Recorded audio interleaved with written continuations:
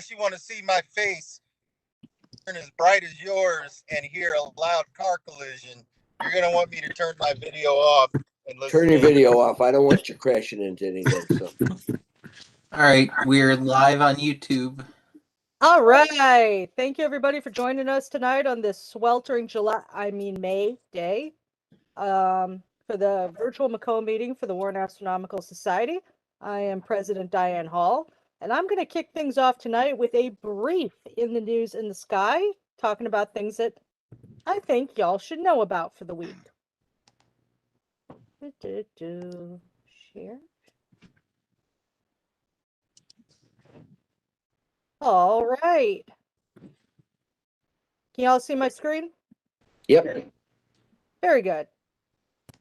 First off, there is another Mars rover on the surface of the red planet, and it has a Chinese badge. Zhurong touched down shortly after 7 a.m. Beijing time on this Saturday, 10 months after Tianwen-1 left Earth.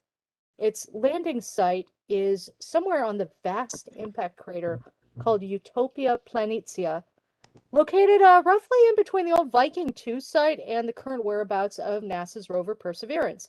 No images have yet been released, and they may not come for several weeks, according to the China National Space Administration, so there are no rover selfies. Zhurong has landed in the northern hemisphere. Radio signals sent after it unfurled its solar panels suggest it is at the western edge of Utopia, close to the boundary between Mars's northern lowlands and southern highlands, which also Curiosity and Perseverance are on the boundary line also. It might have been the shoreline for an ancient ocean that once covered the planet's north. So, another lander. Tardigrades, microscopic extremophiles known as water bears, can survive a lot. Dehydration, high temperatures, high pressure, radiation. And now we know they can somewhat survive being shot out of guns. So scientists led by Alejandra Traspas at Queen Mary University of London put dehydrated tardigrades into cylinders they then fired into sand targets in a vacuum chamber. Why? To simulate the impact of chunks of Earth ejecta on the moon and Mars ejecta on Phobos, in the event that organisms were kicked up from Earth onto the surface of the moon, or from an old, wet, life-bearing Mars onto the surface of Phobos. Well, tardigrades had an okay survival rate for simulated moon impacts, but were pulverized, as you can see the fragment in image D here, during the Phobos simulation. So it is highly unlikely that any critters managed to survive being kicked off the surface of Mars onto its largest moon. So RIP, little critters that died for science. If you've got about $3 million to burn, online bid for a seat aboard Blue Origin's first crewed spaceflight was going for a cool $2.6 million on Wednesday afternoon. Would-be customers have until June 10th before the current phase of bidding ends. The final live round will be June 12th, with proceeds going to the company's charitable foundation. This space venture is targeting July 20th, of course, a significant date in space flight history, for the launch of its reusable suborbital rocket system, New Shepard, from West Texas. They've had 15 successful uncrewed flights. This will be the first crewed flight, 10-minute flight in which 4 passengers will breach the Kármán line that marks the recognized boundary between Earth's atmosphere and space. Oh, Maroon X, fairly new telescope installed at the Gemini North in Hawaii last year, has allowed scientists to confirm the existence of the third nearest star with a transiting exoplanet. And it's rocky, like Earth. Gliese 486b is located 24 light years from Earth in the direction of the constellation Virgo, and it is a rocky planet, though hotter and 3 times larger than ours. And by hot, we're talking It is one of these lovely hell worlds with surface temperatures in excess of 800 degrees Fahrenheit. Not likely to be habitable, but its nearness and clearness to us make it a great candidate to help scientists learn more about compositions and atmospheres of exoplanets. Voyager 1 has picked something up. So many Metro Detroiters have heard of the Windsor hum, which is noise pollution from Zug Island that gets into Canada. But interstellar space has its own sound that Voyager 1 has detected. So examining data sent back from 14 billion miles away, Stella Koch-Ocker, a Cornell doctoral student in astronomy, has uncovered a faint monotone emission in a narrow frequency bandwidth, the persistent hum of interstellar gas. This work allows scientists to understand how the interstellar medium interacts with the solar wind and how the protective bubble of our solar system heliosphere is modified by the interstellar environment. So Ocker believes there's more low-level activity in the gas than previously thought. And, I'm sure it'll be looked into extensively. In happy news, OSIRIS-REx, the spacecraft tasked with collecting dust and rocks from asteroid Bennu, is coming back home after 5 years away. The Origin Spectral Interpretation Resource Identification Security Regolith Explorer fired its engines May 10th to come home. The journey home will take 2.5 years, and while OSIRIS-REx will be sending its sample canister back to Earth's surface, it's going to drop off its payload and go spinning off to circle the sun inside the orbit of Venus. Meanwhile, the canister will parachute down into Utah's West Desert to be collected and studied. In the sky, lunar eclipse alert. Full moon of Wednesday, May 26th will generate a total lunar eclipse. Due to the enlarged supermoon effect, it will barely be total. When at maximum, the northern limb of the moon will be all of 0.3 arc minutes away from the edge of the umbra. So totality will be a brief 4.5 minutes. The southern half of the moon will look much darker, and it's not going to be visible from here. So Pacific Ocean, New Zealand, Eastern Australia, even to the western United States, you may have it set before the eclipse is over. So if you want to check out a partial eclipse, it is again the 26th. Nova Cassiopeia 2021 was discovered at magnitude 9.5 by Japanese amateur Yuji Nakamura back on March 18th, but it brightened unexpectedly in this month to shooting up 2 magnitudes to 5.7. As of May 9th, it was still climbing. Cassiopeia is a northern constellation underneath the North Star at its nadir. This is was breach naked eye visibility. I'm not sure what it is right now, but you'll want to check it out if possible. Get your binoculars. So you've got the famous W of Cassiopeia. Here's the star Calf. Calf points right to the nova. So if you've got a star there that's not in your normal star chart, you win. And we've got a couple of, here's its light curve. So you can see it shot up dramatically in recent days. Sky up. Oops. Shadow transit time. We've got 2 double shadow transits of Jupiter right around the corner. Unfortunately, for those of us who are not traveling abroad, that one's going to be a bit hard. So from time to time, the shadows cast by the Galilean moons become visible as they cross the disk. Before dawn, Sunday, May 23rd, our friends in Japan, New Zealand, and Australia can see Callisto joining Io in the pre-dawn sky.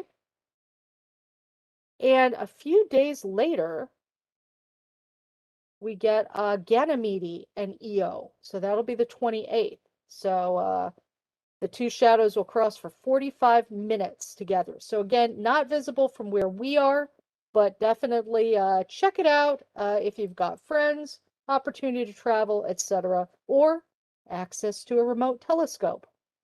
And finally, something we can see from here, Friday, May 28th, Mercury's descent sunward will bring it very close to Venus. At their closest, they will be separated by 25 arc minutes. Easy to get together in a backyard telescope or small binoculars, though, of course, don't point it at the planets as long as the sun is up. So once the sky darkens sufficiently, Mercury, 280 times dimmer than Venus, will appear to the left of the bright planet. So got some fun coming up. Our In the News presenter for next month will tell you about the solar eclipse that follows the lunar eclipse. And that's the news for right now. Let's take this back to normal order of business. So as your president, I'd like to say that we've received quite a bit of feedback and input from the membership with the lifting of many of the COVID restrictions from the government and the new CDC mandate. Of course, we do follow the rules of our host institutions, Cranbrook, Macomb, and the Metro Parks. We are going to be taking up the matter as a board to make sure that we can chart a course safely for everybody, because of course, we do not have a vaccine that's distributed to children under the age of 12 yet, which has an impact on much of the outreach we do with scout troops, kids, schools, etc. And, there's always the welfare of immunocompromised people to consider. So it's a big issue. We're going to take our time to make sure that we'll do the right thing. And yes, we are still banking on having a in-person, if somewhat distanced, picnic in August. So stay tuned for the latest developments, but don't expect us to be all crowded into the library at Macomb anytime soon. That's going to be the hardest one to get back to because of the dimensions of that room. Okay, let's pass things to first Vice President Dr. Dale Parton. Okay, thank you, Diane. Hello, everyone. At our next meeting on June the 7th, Doug Bach will be our main presenter with the title Chasing the Eclipse. There'll be a video presentation of an eclipse of the sun that happened in Western Canada back in 1979. A number of club members were at that, and there's a film made of that trip and that event, and Doug will be narrating that film. The short presentation on June the 7th will be given by Kevin McLaughlin. The subject of his presentation will be Thomas Kuhn, the Paradigm Shift and the Copernican Revolution. Then a month from now, on June 17, Steve Whitty will be our speaker. His topic will be Death from the Skies. We need more speakers. At the moment, the greatest shortage that we have is for people to give short presentations, say 10 to 15 minutes. So I'm sure some of you could put together such a thing. Please get, what are you saying, Bob? Bob's saying he can go. Bob's saying he can go for 15 minutes on virtually anything. Well, that's great. And I'm sure a few others could too. So yes. Please let us know if you have an idea for something, and we'll get you on the schedule. Back to you, Diane. Thank you. Excellent. Thank you, Dale. And just a friendly reminder that for some of y'all who cut your teeth on planetary science, Earth is a planet.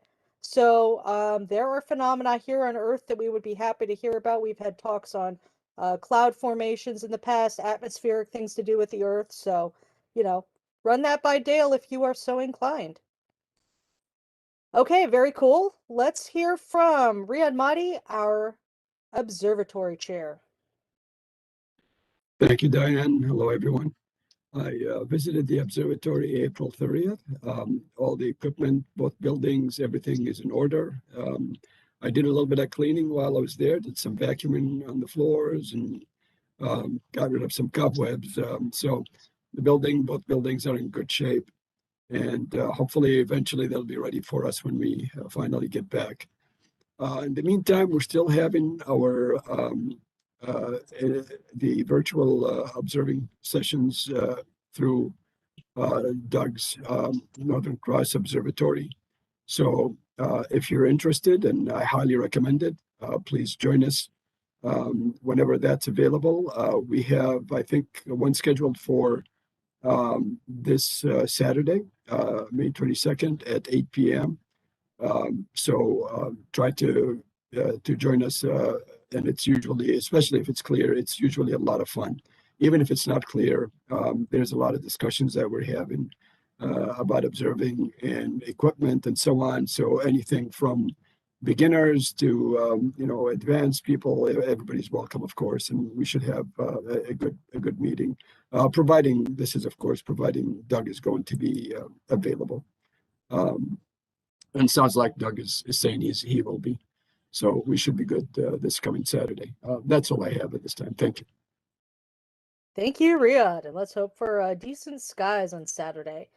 Let's pass things to Secretary Mark Kedzier. Thank you, President Diane. Good evening, everyone. I have nothing to report at this time, so let the show continue. Thank you. Minutes in the Wasp. And Adrian, our traveling treasurer. So I'm at a standstill right now, so I can safely show video. But my report will be brief too. We haven't really had a change in the treasury. Still around 22,000 in the main was treasury. We've got around 3,200 in the GLAC stores, and we're around $1,000 in our PayPal account. We did cash a check. The Honorable GM Ross post-dated his check till the beginning of May, so we have finally cashed it. He is an official paid member. So we're still sitting around 177 paid memberships. I will be hitting the post office sometime. This weekend is the plan, but we're going to say before the next board meeting and make sure we can. So if you have mailed in or checks to become a new member or to re-up your membership, them and mark you as updated. Any questions? Astro, and that is it. That's treasurer@warrenastro.org, because Adrian's sound was on the fritz. All right, thank you, Adrian. Treasurer report is also in the Wasp. And Bob Tremblay, outreach. Wow, I hate to say I've got nothing, but I've got nothing here. I don't have any outreach reports from anybody, so I feel like I'm being an inadequate outreach director here. But if anybody's doing any outreach stuff, let's let the club know it right now. I actually gave 2 days ago to my wife's astronomy students a tour of the Milky Way galaxy and space engine, kind of like same thing, only different I did with the Wasp, where they toured the solar system a while back. But that's all. So you have an event to promote, Bob. Hopefully my sound comes through. It's probably bad, but I owe you a report. I have been doing let's see, a global star party just about every Tuesday night. David Levy has been a part of it as well. He's here. ExploreScientific.com has done global star parties, and I am now a part of that group that comes on and does presentations. So yeah, I shamelessly plugged that in the Wasp. Yeah, with your very fancy badge. That's right. I'll Yeah, I think I'll end up a part of the next one too. They want to celebrate the lunar eclipse, so that there will be a couple of global star parties being done by Explore Scientific. Scott Roberts is the gentleman that puts those on, and he's got everything from amateur all over the world to professionals from all over the world, and it's often a wonderful time. So if you can make it to those, check it out. I'll just put a link to Explore Scientific, or just check out the Wasp for more info on it. Very cool, Adrian. Yes, great stuff in the Wasp. Bob, you had an event to promote though that came our way via email. Oh yes, I'll post it in chat again. But Dolores Hill emailed Adrian and I with an event. NASA is. Let me go to the top here. NASA. Dolores Hill being involved with OSIRIS-REx and a former Wasp member. Yep. Friday and Saturday this week. Lifetime member. Yes. Friday and Saturday this week, NASA, SciStarter, and the Citizen Science Association are holding a free online CitiSciCon, a showcase and recruit citizen scientists for NASA citizen science programs.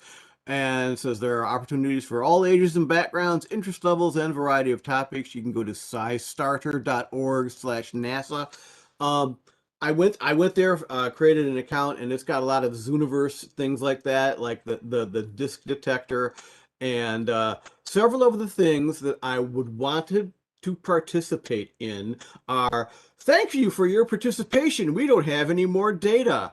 So this apparently the citizen science programs are working, but there are a couple which would be of interest to the club members, and they are available. So check those out. So I will repost that right now. All right, excellent. And yes, Jim. For anybody interested, I'm going to do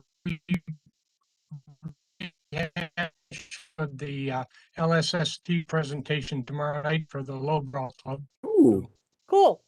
Anybody? Your connection's on the I'll be fritz, there. so let me repeat that. Jim is going to do a reprise of his LLST presentation for the Lowbrow. That is a telescope now known as the Vera Rubin telescope. Cool. Tomorrow night. Tomorrow night. And with that, off to Dale Teamy at Publications. Thank you, Diane. Well, the Wasp is online, as we noted earlier in the month, and I'm rather proud of the issue. And the June issue is chugging along very nicely at the moment. Sounds good. I believe you're going to get a replacement media column on a completely different form of media this time around. Hint, hint. It'll be a surprise. All right. On to special interest groups. Solar Marty is not here, but there is a spot in the sun. Anybody got the pictures?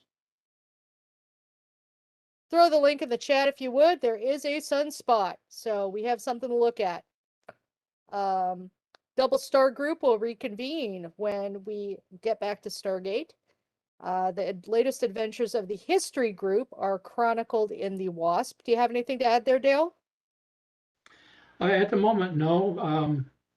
I do have some new material for what was formerly the Detroit Astronomical Society that I'll be scanning them pretty soon as I work out the kinks in the scanner. My new printer does not do duplex scanning.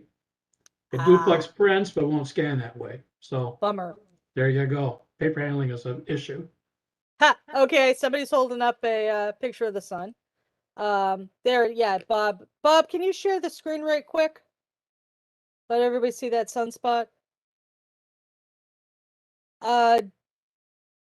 Astrophotography, Ken, that's not gonna help.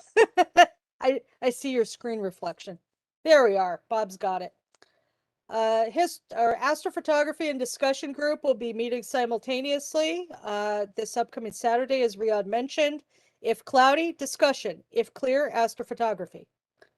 And we hope to continue the astrophotography subgroup as a digital fun session even after we return to Stargate, because I think it's been a great opportunity for people to hone their skills.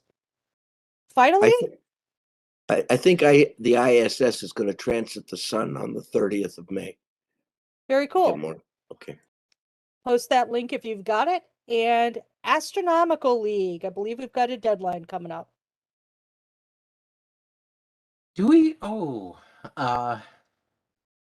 you probably paid your Astronomical League dues when you renewed your membership. If you didn't and you would like to join, it's $7.50. It's like a cup and a half of coffee at Starbucks. So let me know if you paid your dues but didn't pay that yet, and I'll try to get you in. Thank you, Jonathan. And relative to our library, which is in different places since we had to take it out of Cranbrook, for those of you who don't know, the McMath-Hulbert Astronomical Club has been evicted from its Jim. I know your connection isn't great, but if you could just address that subject very quickly, because we had hoped to house things at that facility and it's not accessible at present. Would you mind Yeah, sharing the details?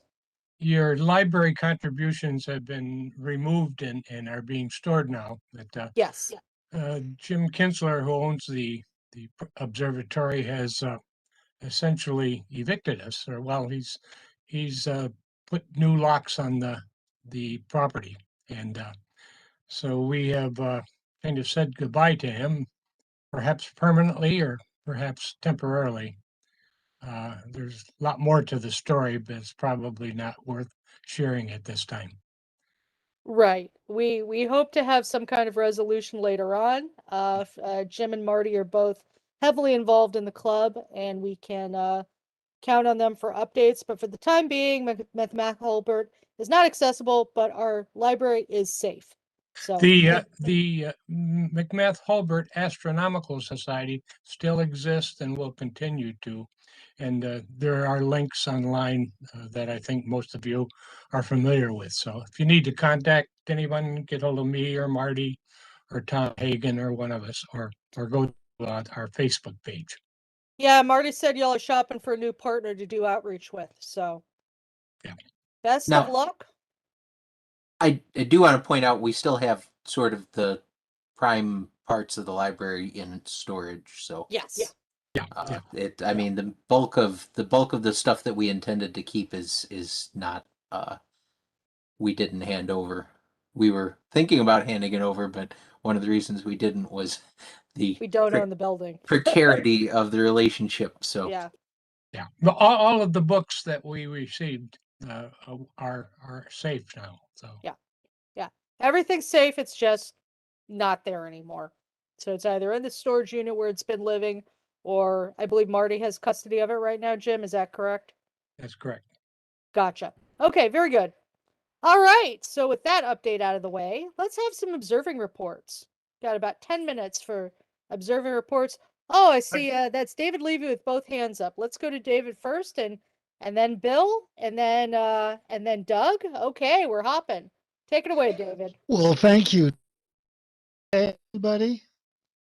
Little wobbly. Did you hear me? We hear you. Okay, good.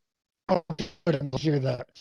I just wanted to report that it's hard for me to look at a faint comet because a faint fuzzy is just hard to see, especially with my 72-and-a-half-year-old eyes. However, last weekend, Comet Palomar was going very close to M3. And so all I had to do is find M3, move the telescope a little bit to the north, a little bit to the east, and there was Comet Palomar. It was really lovable and wonderful to see it. My quotation is going to be about comets today, and it's going to be about my very favorite poem, bar none. It's by Gerard Manley Hopkins, and it goes like this. I am like a slip of comet, scarce worth discovery in some corner seen bridging the slender difference of two stars. But when she sights the sun, She grows and sizes and spins her skirts out, while her central star shakes its cocooning mists. And so she comes to fields of light. Millions of traveling rays pierce her. She hangs upon the flame-cased sun and sucks the light as full as Gideon's fleece.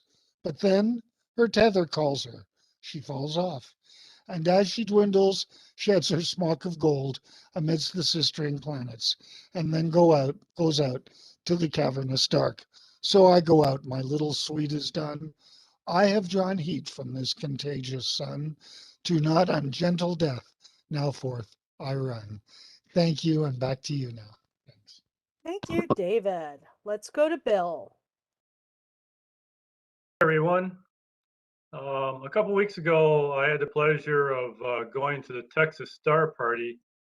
Joe Van Pooker and I took his RV out to the Texas Star Party.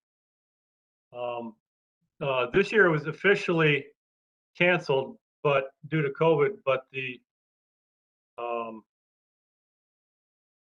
everybody see my screen here? Yes. There's Okay. nothing on it yet. There we go. Okay. So the Prude Ranch, where it's normally held, put it on this year. They're in Fort Davis, Texas. For those of you that have never been to the Texas Star Party, it's in Fort Davis. It's about 6,000 feet elevation up in the mountains, and it's 30 degrees latitude, and it is one of the darkest Star Party sites I've been to in North America here. So I took my imaging rig out there. We had 5 clear nights out of the 8. And with my DSLR camera, here's a picture of the Milky Way coming up. When it comes up, it goes from horizon to horizon, from north to south. It is really cool. And what I did to show how far south we were, I drew in the constellation lines. So you can see how far south we can actually see. So it's 30 degrees latitude, and we see stuff out there that we can't see from here, obviously, and that's the beauty of it. And one of the main attractions is the zodiacal lights every single night. Now, this picture doesn't do it justice because this zodiacal light goes all the way up about 45 degrees and lasts till midnight every single night, which was pretty cool. And then the big attraction, one of the big attractions for being down south there is Omega Centauri. This is the largest globular cluster in the Milky Way, said to have about 10 million stars in it. And they also claim that this was the central core of a dwarf galaxy many, many years ago. Now, we're all familiar with our big star cluster here, M13. So I've always wondered, a comparison size, what the difference is. So I imaged M13 exactly with the same camera and same image scale, and I put them together, and this is the size comparison. You know, our big M13 is nothing compared to the Mac Daddy of all globular clusters. So that was pretty cool. And then the other southern attraction I shot was Centaurus A. This is right above Omega Centauri. This is a elliptical galaxy in Centaurus also, which is pretty cool. And again, we can't see it from here, so that's the beauty of being down south. So with that, I just want to say, anybody that has never been to the Texas Star Party, I mean, it's quite a drive. It took us 3 days to get out there each way, but it's well worth it. I mean, it's dry. It's really, really dark. You can't believe how dark it is. And it's fun. We had a good time. There was 60 people there this year compared to the 650 normally. So hopefully next year they'll open it up. I would love to share something. Can people hear me? Yes. This is Treese. I had the great opportunity to go down with teachers, and we were right across from the big star party. We were at Fort Davis, and I got to tell you, I totally agree with you, especially on the southern sky. I had never seen so many stars. And I also had a fear because when you walk out in the night, they have those like hogs, those pig hogs, the wild hogs. Did you have experience? Javelinas. Oh my God. I had an experience when I went out in the middle of the night and they came up to me. Please, Jim, share it. Oh my God. It scared the crap out of me. Anyway, Bill.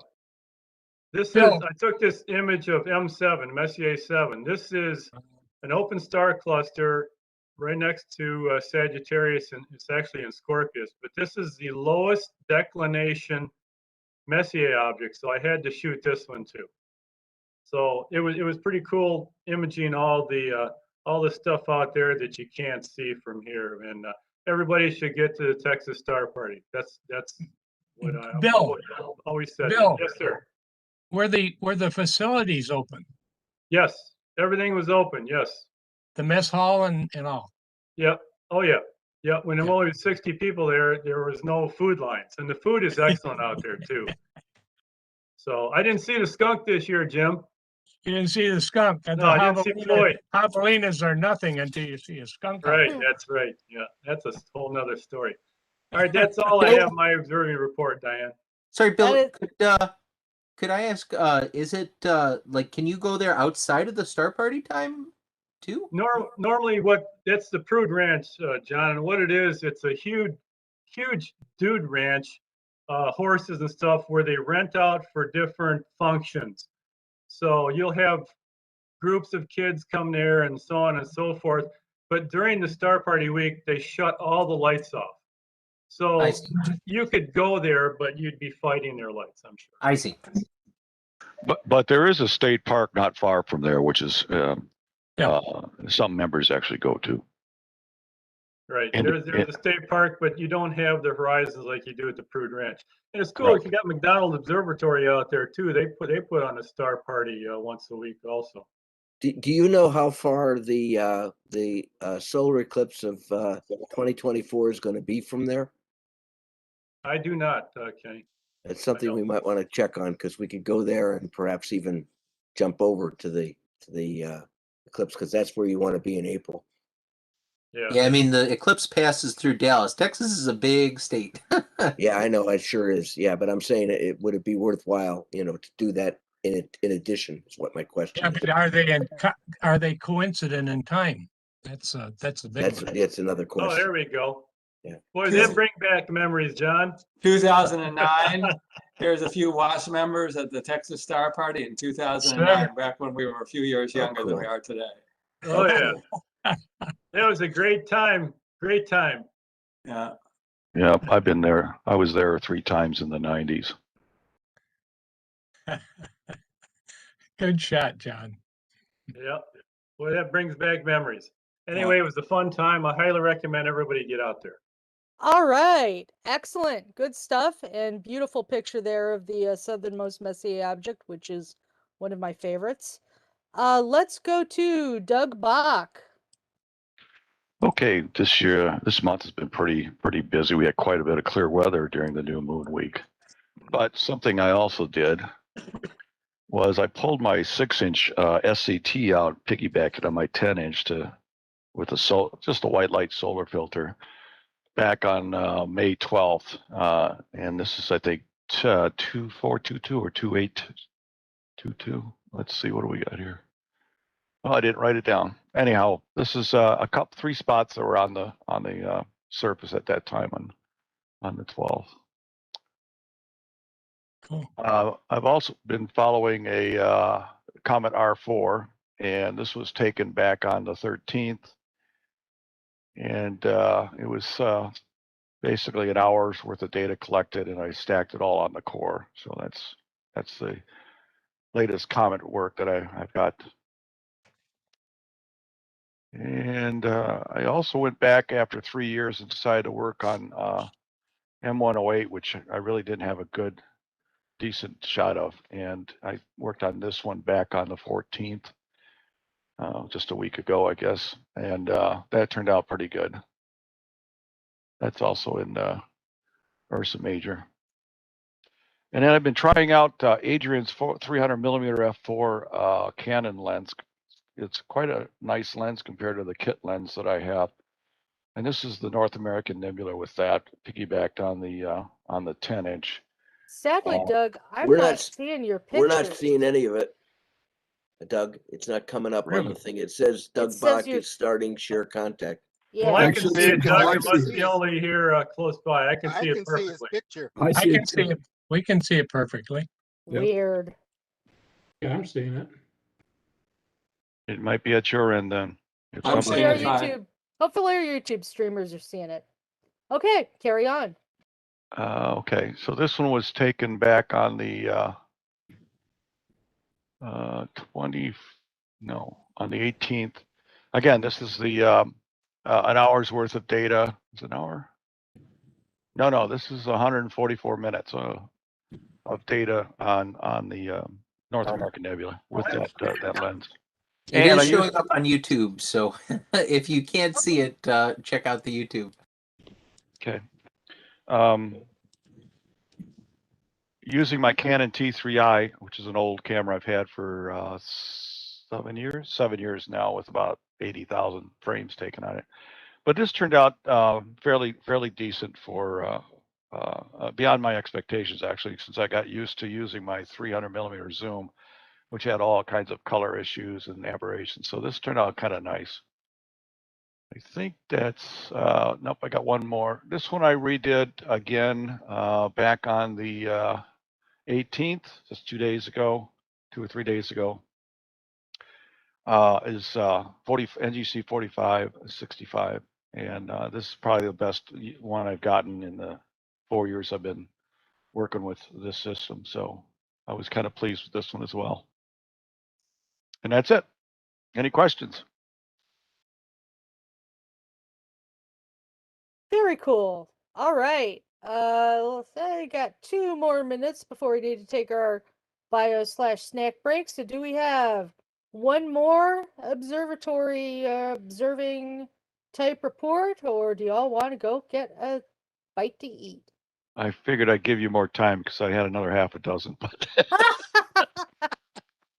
Good deal. Good deal. so we'll let it go. All right, gang. 15-minute break. We'll reconvene at the bottom of the hour with our future presentation. See y'all then. Yep. So yeah, it was really busy this month. In the first half of the month, a lot of clear weather. I did a lot of imaging. It was a lot of fun. Yeah, and I'm glad you're getting use out of that lens. Keep on shooting with it, and if it's something that, yeah, and if it's something that you think you'd like permanently in your, rig, let me We'll know. have a discussion. We'll have a discussion. But until then, you're not going to yank it away from me. Let me put it that way. Well, you were ready to hand that lens. You're like, would you just come and get this lens, the one that didn't work? Yeah. I'm Well, glad yeah. that you're. Yeah. The only issue with it is it doesn't hold focus. I mean, if it remotely can focus it, but it's gravity is making it shift. If I go from an object to another object, I actually have to check the focus because it is shifting due to gravity. It's not shifting because it's loose or anything. I think it's got a little bit of play in it when you move. That's all. But I try to find a bright star nearby, tighten it up, and then I go after my exposure. But it's a nice camera lens compared to what I've got. Okay, so there is the repaired 100 to 400 problem with that being you can't automatically change zoom, so you'd have to pick what your focal length was going to be if you were to try that one out. That's not an issue. On any given night, if I had 3 objects, I'd go out and I want to frame them. I would just change the zoom and then refocus. Okay, so yeah, I might tempt you some more with the 100 to 400 and see how that goes. The thing with that other one is it is a 4.5 to 5.6, so as far as light gathering frames, I don't know if the exposure times matter or not. Yeah, but I think a prime lens is better than a zoom, though. Okay, and that's exactly what you're using. So if you're happy with that, just keep shooting with it. It's probably, plus it's a little lighter on your rig, so even better. So yeah, that's I need great. to talk to Brisby about that ZWO to Canon adapter he's got that allows you to focus. It's got a focus mechanism. He said something about Yeah, testing it out this week. Steve Frisbee. Yeah, yeah, because if you're able to hook it to that, I I'd like think to. it'll end up. I'd like to try my ZWO on that lens. I think it would be fantastic. Yeah. I've shot with my modified T2i, and I've used that lens, and I didn't do a good job of tracking. Otherwise, I would have had an even better, that 37 cluster. I think I posted it on Michigan Astronomy page. The 37 and the Sharpless 261. I took a go at that and needed to do a better job of getting data, but I was able to pick it up. And yeah, with that lens, the tracking wasn't too bad. You could still tell that it was a number 37.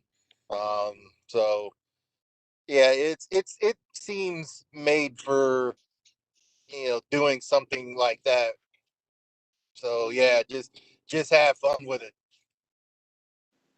Yeah, we'll see how it works. I want to. I like again this T3i is really noisy, so I'd like to try one of my cooled cameras on it if I can get that adapter from Steve.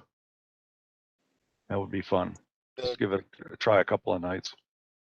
Yeah, I'm gonna end up modifying my 6D so that's gonna be my way of reducing some of the noise I'm getting with the T2i. Modifying. What do you mean? What do you mean modify it? Gonna have them take out the HA filter, modify Yeah, it. but that's not the issue. The issue is the thermal noise. The longer that sensor is active, the amp is powering the sensor for a 30-second or a 3-minute exposure, the thermal noise increases. So right.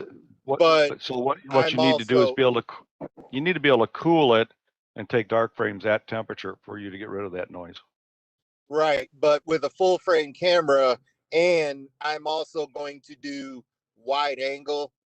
I'm gonna shoot. I figured out a way to shoot landscapes, gather the HA data, and basically get a lot more. Like if I do Milky Way with a modified camera, I get a lot more Milky Way. Yeah. I get more regions. Yeah, you get more HF. Yep. Yep. So that's what I want to do with my 6D because I have a Sony now that does all the heavy lifting for everything else. Yeah. So, No, I'm just talking about yeah, being able to pure get rid of Astro. get rid of the noise floor, which is what we do with our longer focal lengths is be able to run those 5-minute exposures and run it down at 0 or minus 10 degrees C to keep the noise floor down. So that's all I meant. Yeah, and that may mean getting joining the crew and getting a real Astro camera that can be cooled. And that's something that I might do as well. You know what? There may be one become available because I'm looking at getting a 2600 now. Okay, cool. I got a pair of 071s and I may release one. We'll see. All right. Well, there's I might be able to offer you a 300 millimeter f4 lens for one. That would actually be about the right pricing. Okay, well, we'll see. We might make a deal if you. We'll see. Keep shooting that lens, and well, for now I've got to use the 071 with that adapter on that lens to see how that works out. That's the next thing to try. Yeah, well, just keep experimenting. I'm gonna probably next week. I'm gonna send my 6D in, get it HA modded anyways because I like the types of shots I can get with a modded camera at night, especially if I shoot Milky Way or just shooting. I can include stuff in space that I can't with the regular camera. And if I still wanted to shoot a natural light photo, I've got my other full frame camera over here I can shoot things at. You know, the darker the skies, I can still get some of that data, but I want to enhance it a little bit. And if possible, stop shooting that T2I because it's noisy, not only because of thermal noise, but it doesn't handle me running the ISO up as much either. The full frame camera at least handles signal to noise with ISO being higher. I get less noise to have to clean up just from doing that. So a couple things I gotta work on. Gotta throw some money at or barter for trades. I'll figure it out one way or another. All right, I'm taking a break. I'm almost home, so.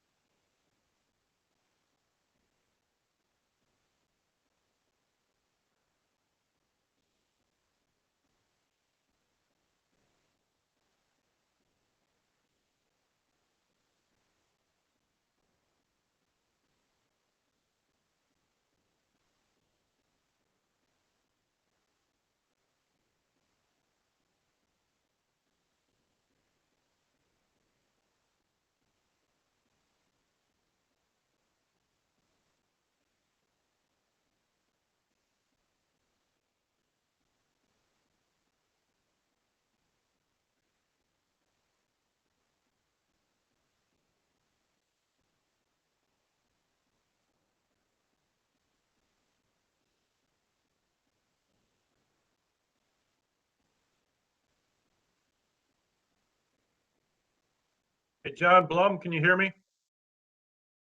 Yes. On what What year was that picture of us taken out there? I can't remember when we were out there last. 2009.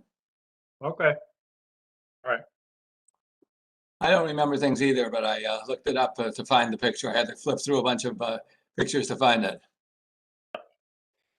That was a fun time, boy, with everybody out there. Just the first time you've been back there since then? Yes. Yep. Nothing has changed. Fort Davis has not changed one bit in 12 years. And you and me haven't gotten one bit older in 12 years. No, well, I don't know about that, but. Was it I cold would've at night thought- like when we were out there? What's that? Was it cold at night like when you and I were there? It got down to, I think the lowest it got one night was in the high 40s. That's But cold. typically it was high 50s. I remember we were chilly some nights out there. Yep. And it's weird how it's 80 degrees during the day, and well, it's Yeah. just like Hawaii, obviously, you know, up in the mountains. But yeah, it's amazing how it can be so warm during the day and then drop down into the 50s at night. I remember Jim Shedlowski either got up real early or stayed up all night one night because Venus was going to be doing something early in the morning, right before dawn. What was it? Was Venus conjunction or Venus, something about Venus to see early in the morning one morning? I don't remember. He's going to have to refresh our memories on that one. Yeah. Yeah. Well, did you get any hiking, other sightseeing in when you? Oh, we did a lot, Adrian. We did a lot of geocaching. We went to McDonald Observatory tour. We took a road trip to Marta and Alpine. Actually, yeah, there's a bunch of stuff to do out there besides that. Adrian, have you been to the Texas Star Party? No, but I'm going to Okie-Tech, which I don't know how far away it is from the Texas Star Party, but I'm joining Camp Lowbrow, Okie-Tech this fall. Great. So it's gonna be, yeah, around the northwest part, or where that, I guess it's technically in Oklahoma. And so Well, looking the Texas Star Party is in the southwest corner of Texas. Okay, so you're first. So the Texas is further south, I think, than Okie-Tech. So yeah, I don't know if I'll get to see, even if I stay up all night, Omega Centauri. I don't know if it'll rise high enough for me to. Yeah, you can. You can see But- Omega Centauri from Point Pelee in Canada. That time of year, Theoretically. I'm not sure about that time of year. Yeah, the time of I'm year is worried more of a about- problem. It's going to be the beginning of October, and Yeah, I'll have I think that's the opposite. Yes, Yeah. it is the opposite. yeah. So, but it'll be. I'm trying to figure out how the Milky Way is going to look. That thing's going to be. It's going to start tipping to the northwest when darkness falls. So but I think it'll go horizon to horizon. I'll be preparing and figuring out what shots I want to take. I plan on doing some visual when I'm out there, so get back into throwing the 11-inch tube up on a telescope and using my eyes for a change. So I'm splitting out some of the days to do camera work, to try and do some classic astro work, and try and get there is a particular shot that I want to get that's sitting around the Milky Way core, and it's got both my sign, my mom's sign. Scorpius is on one side, Sagittarius is on the other. I'd love to take a deep shot of that and then print it and give it to my mom. So that's one shot that I hope to be able to take. That's beautiful. Yeah. But Jim we have Shedlowski. we've hit the bottom of the hour. We have a guest speaker on okay. deck. It's time to roll. All right. So y'all can take it to chat, and I would like to turn things over to our first Vice President, Dr. Dale Pern, to introduce our speaker. Well, thank you, Diane. And it's good to see our speaker, Gillen Brown.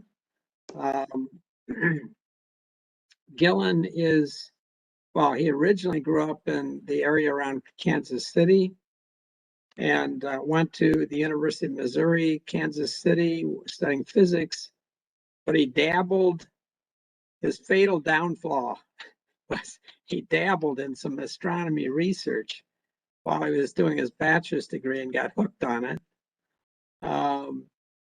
So he went to grad school, poor boy, at the University of Michigan, studying astronomy and astrophysics. In particular, his area of research is studying galaxy formation using computer simulations and focusing on star clusters and the chemical evolution of galaxies. His topic tonight is one I really look forward to. It's called Origin of the Elements. Gillen, welcome and take it away. All right, thank you very much, Dale. I appreciate the introduction. Let me share my screen here real quick. Is this showing up for you all? Yes. Yes. Yes. Okay, perfect. So yeah, thank you all for having me. I'm excited to be here. As Dale mentioned, this is a topic that he knows something about because he gave a presentation about this to this group a bit ago. So I will cover a bit of the same ground that he did, but I will be putting my own spin on things. So hopefully everybody can get something new out of this because this is a really cool story to tell, and I'm excited to get to talk about it with y'all today. So I want to start here with something that I think everybody here will all know, or at least I would imagine that you folks are familiar with, the periodic table of the elements, going back to middle school or high school chemistry here. But what I want to start by talking about with this periodic table is something even simpler, and that's what atoms are. So atoms look something like this, as we're probably familiar with. You have a nucleus at the center of the atom, where you have the protons with a positive charge and the neutrons that have no charge. And then on the outside of that, you have the electrons. I put a simplified version of them here, but the atoms look something like this.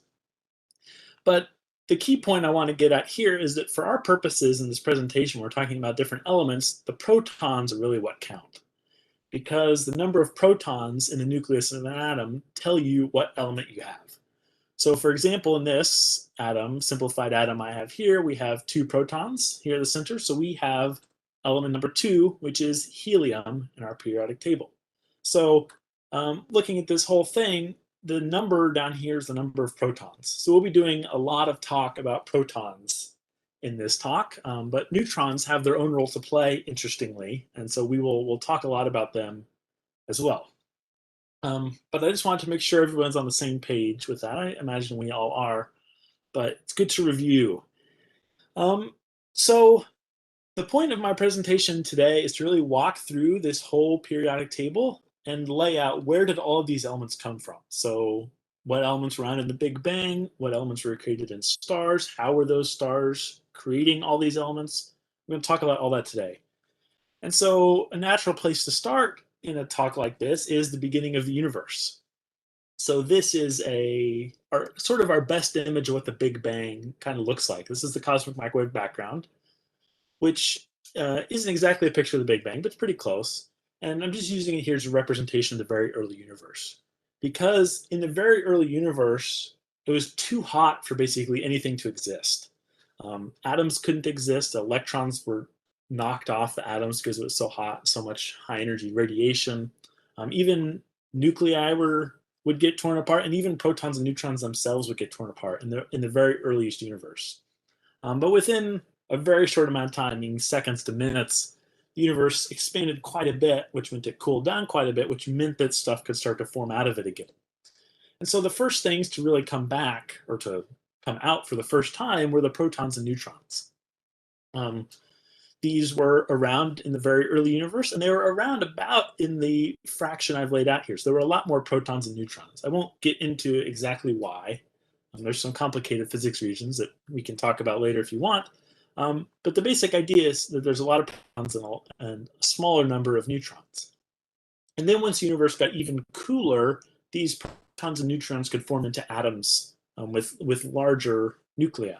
But there's not that many neutrons around which are helpful in forming atoms, so all we got was something like this, where most of the protons are still by themselves, but there were a few of these atoms that got made, or a few of these heavier atoms that got made. But this is all that really happened in the Big Bang. This is all we got. And so if we turn these into elements, the protons by themselves are just hydrogen, and we have a little bit of helium as well. But that's basically it.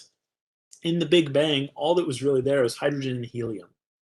There was a tiny bit of lithium, but it's just a very small amount compared to the amount of hydrogen and helium. So if we go on to our periodic table here, throughout this talk, I'm gonna color code the various elements by where they came from as we go on here. So this light green is the elements that came from the Big Bang. So we have all the hydrogen in the universe came from the Big Bang. Most of the helium came from the Big Bang, a little bit of the lithium, but there's not very much lithium at all in the universe. And I should also mention, I have all these symbols in the bottom left that I'm going to use to notate each of these sources as we go, to kind of give some context.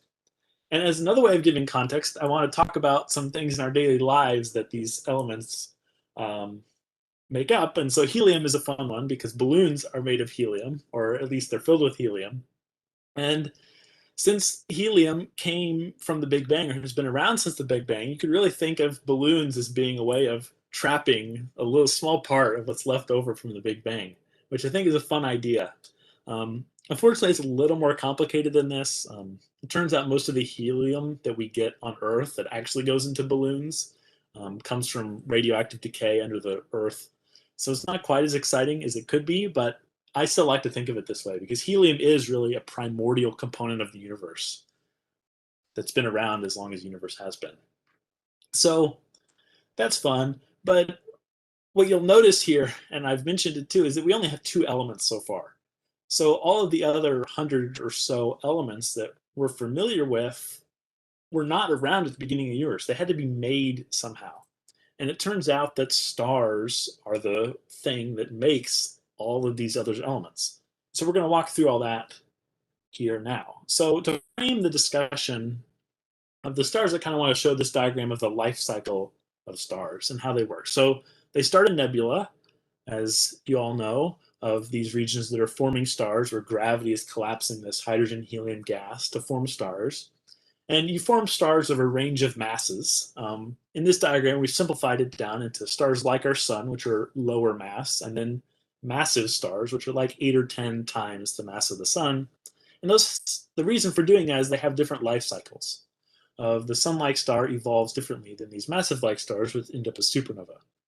So we're gonna work through all of this here, but we have to start somewhere, and we're going to start in stars like our sun. They're the most familiar, and they're a good testing ground for showing some of these things that happen to make all of these elements. So obviously this is a picture of our sun, and as we all know, the sun shines because of the nuclear fusion happening in the core, where in the sun we're turning hydrogen into helium. And I want to walk through exactly how this process happens because there's a lot going on actually, and it's a good way of illustrating some of the nuclear physics that we'll use later on in this talk as well. So we'll zoom into the very center of the core where we have some hydrogen atoms hanging out. The sun is mostly made of hydrogen, as it turns out. And since these are hydrogen atoms, the sun is hot enough that their electrons are all gone, or they're all stripped away from the atoms, so all you have left is the protons. And the sun is also hot enough and dense enough that you can take these 2 protons, they have such high velocities, high temperatures, high pressures, that these protons can get smashed into each other and stick together. The electrostatic force of the 2 positive charges can get overtaken by the strong nuclear force once they get close enough. So these can actually stick together, and this is what nuclear fusion is. Normally, about 90% of the time, actually, this doesn't stick. These 2 will be together briefly and then pop back apart. But some of the time, we get a really strange thing that happens if you think about it. And that's that we have a proton turning into a neutron. This is a thing that's allowed by the laws of physics. It's called beta decay or inverse beta decay, depending on whether you're going proton to neutron or neutron to proton. Sorry, I'm tripping over my words here. But this is a thing that happens. You do have to kick off some other particles as well to make this behave according to the laws of physics. One of these is a neutrino, which has no charge, and one of these is actually a positron, an antimatter electron, which is kicked off to preserve charge here, as it turns out. But the basic idea here is still pretty strange, that we have a proton turning into a neutron. And this is essential to this process that's happening in the sun, and will be essential to a lot of stuff happening later in this talk. But again, the key point here is that we started with hydrogen. We smashed two of them together to briefly form a helium atom, since it has two protons now. But once one of them decayed, now we're back to our hydrogen with one proton and one neutron. But in the sun, this extra neutron is helpful because it makes it easier to put another proton on. So we're going to take an extra proton, put it in, and now we have two protons, one neutron, and now we're back to our helium atom that we want to eventually get to. But this is what we call helium-3 because it has three parts to it, two protons and one neutron. Helium-3 is stable, but it turns out that there's a version of helium more stable, helium-4, and that's where the sun actually ends up. So how this process works is we have a second identical copy of what we had before. So all this is what we just talked about. And then you end up with these two heliums, you smash those together and you get this helium-4, which is the final end product of the sun's fusion reaction. So when you do that, it has to kick off two protons to make the numbers work out here. But this is the full reaction. This is the exact process happening in the sun. Of all these, the sun is shining because of the energy released. Because of all these steps, energy is released that uses to support the sun, give it the pressure, give it the energy, and eventually the light that we receive comes from these reactions. One other point I want to point out here is the number of the particles that we got. So we put in actually 6 hydrogens, so 1, 2, 3, 4, 5, 6, and then we got out this helium atom plus 2 extra protons. So these two kind of cancel out with ones we put in. So we basically put in 4 hydrogen atoms to get 1 helium atom. That's the basic process of what is happening in the sun. And why that's important, or why the helium is important, is because the sun can't do anything with that helium at the moment. So in the sun, there's only a central part where this hydrogen fusion is happening, and over time, this helium slowly builds up. The sun can't do any fusion with it, so this helium will become a bigger and bigger part of the core of the sun. And as the hydrogen starts to run out in this area where the sun is doing fusion, this is when the sun will actually become a red giant, of when it puffs up to the side of the radius of the Earth's orbit, where it becomes much larger than it is now. And at one point in that process, the core of the sun gets more dense, gets more compact, gets hotter, and eventually you can start doing this helium fusion. This will be much later in the sun's life, but it will happen eventually. And so I want to work through that now to demonstrate this a little bit too. So the center of the sun at this point in its life will basically have just helium atoms. And the naive thing to do would be to just take 2 of them and smash them together. And that is the thing that happens. And as you do that, you'll form a beryllium atom with 4 protons and 4 neutrons. We're going to start having larger proton and neutron numbers, so I'm going to use this. Just put them in numbers rather than showing them individually from out, basically. But it turns out that this beryllium atom is unstable. It doesn't exist for very long and actually splits in half back to the 2 helium atoms. So that didn't work. But what you can do to get around this, or what nature does to get around this, is this beryllium atom exists for just a little bit of time before it decays, not very long, but enough that occasionally you can smash a 3rd helium atom in with it, and you'll get to a carbon. So you basically have to have 3 helium atoms all come in together to make one of these carbon atoms. But this is how the sun will power itself towards the end of its life. And as this happens, the carbon will build up in the center of the sun, and you'll end up with something like this, where you have hydrogen, helium, and carbon in a star like the sun. Now, the sun never gets to the point where it can fuse much of the carbon, if any. So this is basically where the sun will end its life, as with carbon at its core. There are some things that can happen in stars just a little bit bigger than our sun, so like 30% larger, I think is the number. Or there's a slightly different thing that happens. I just want to point that out for one reason. This is a diagram from Wikipedia that is complicated at first glance, but this is a different nuclear reaction chain that these stars can do. But I want to point out a few things here. One is that, like the version we had before, we're putting in 4 hydrogen atoms. So 1, 2, 3, 4 that go into this circle of reactions that's happening. So we put in 4 hydrogens, just like we did previously, and we get out 1 helium-4 atom. So it's the same result that we get. We just do it in a different method in these larger stars. And as you might be able to see here, we use, or nature rather, uses carbon, nitrogen, and kind of as a catalyst for this reaction to happen. So you're turning carbon into nitrogen and so on in this process to make this all work, to turn hydrogen into helium. Why this is relevant is that in these stars, most of the time, there's more carbon than there is nitrogen, at least in the early universe.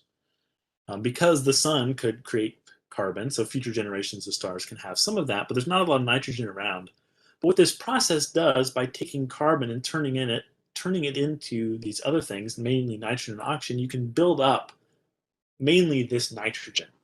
Oxygen is part of it, it's produced in other stars as well, but this nitrogen is a really important source that this is made in these stars that are slightly bigger than the sun, but mainly do the same thing. So we've made carbon and nitrogen, which is great. I'll also point out one kind of slightly weird reaction that happens in some of these stars as well, where you take a helium-4 atom with 2 protons, 2 neutrons, add it to a helium-3 with 2 protons and 1 neutron, and you get this beryllium atom. When you do this, you can actually add an electron to it, which sounds very strange, but this will trigger that reaction that we had before, where we're turning a proton into a neutron to get it into lithium.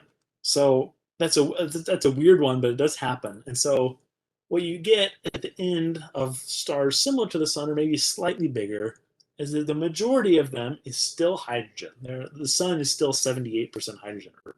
Yeah, 70% hydrogen, I think. It's in one of my later slides. I forgot the exact number.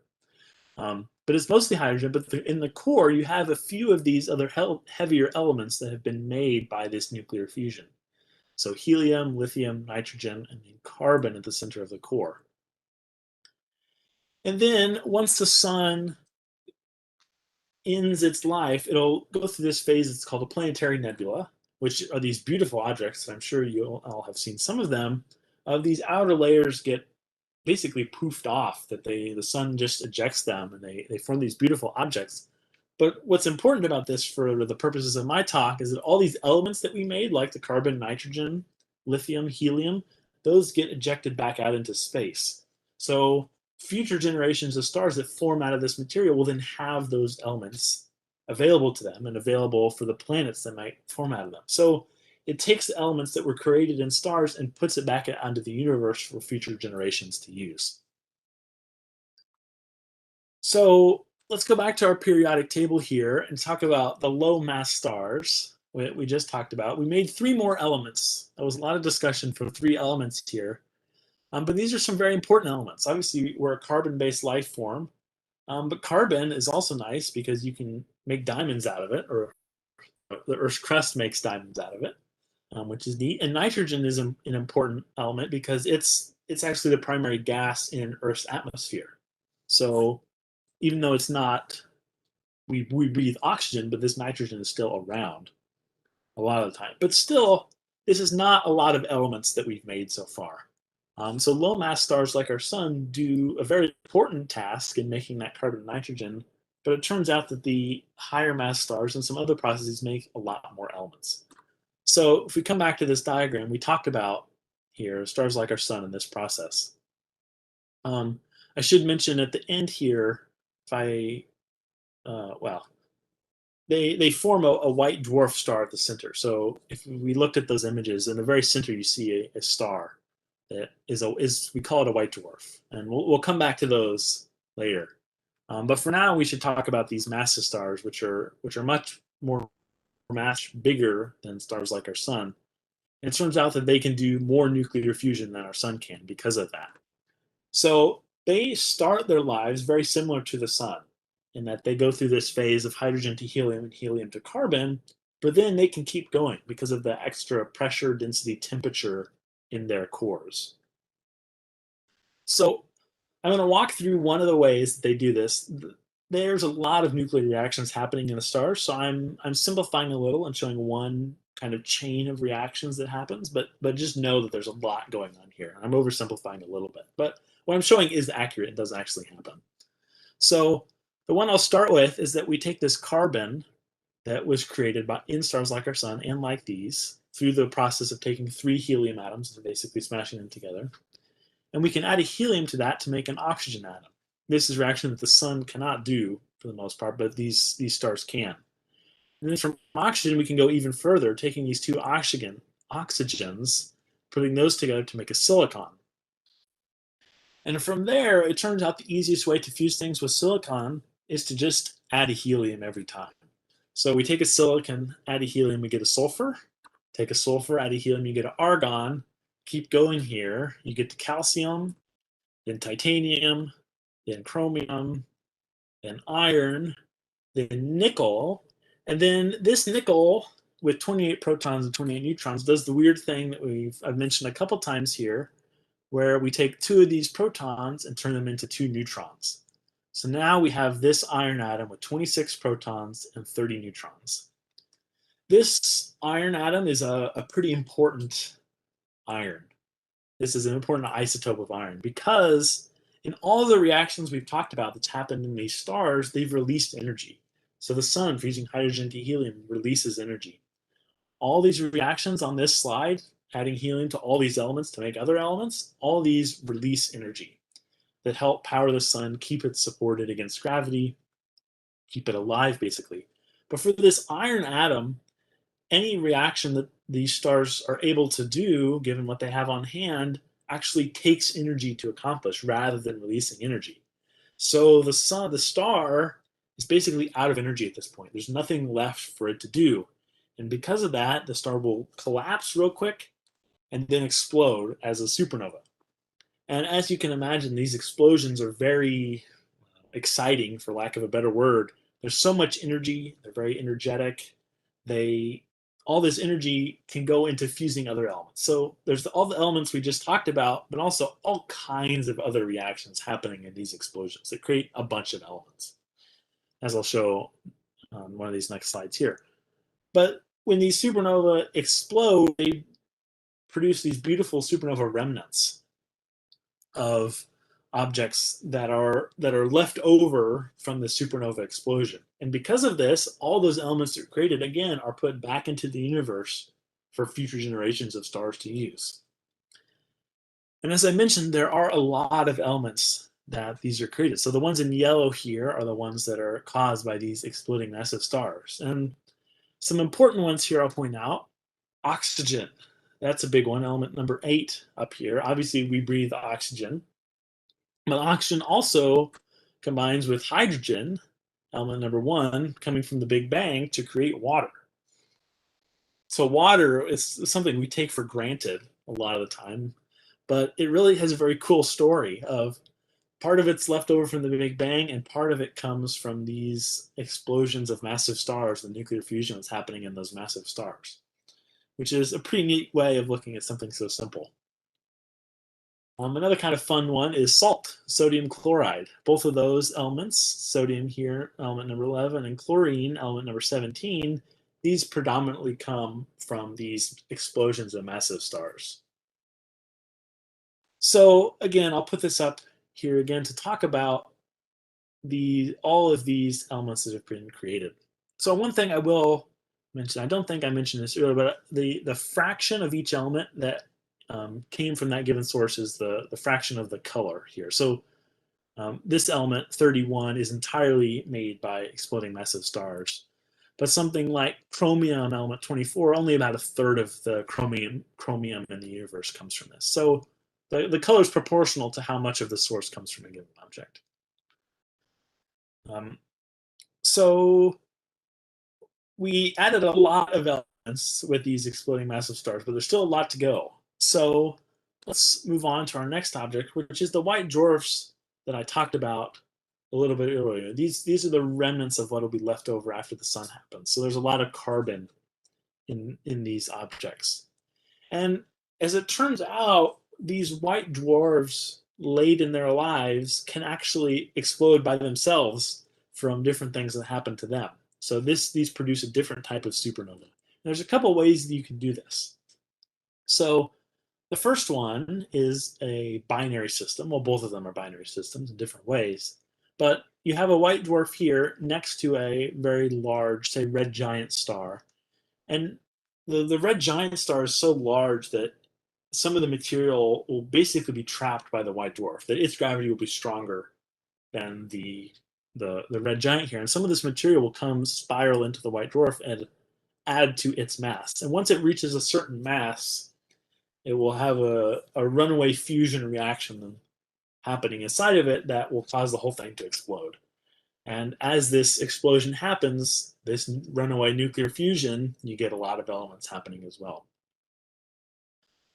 This is the most straightforward way to think of these types of supernova happening, but there's actually another one where you basically take two white dwarfs and collide them with each other. And we think that this is probably the dominant source. So most of the supernova coming from exploding white dwarfs are of this variety. So in this diagram, we have two white dwarfs spiraling into each other. We'll talk about that happening for a different type of star later too, but this is a thing that happens to cause these objects to collide with each other, and then they explode. And again, these explosions produce a bunch of elements, scatter those elements throughout the universe so that future generations of stars can incorporate them into the stars or the planets that form around those stars. So it's all a cycle of all these elements being remade and used on their stars.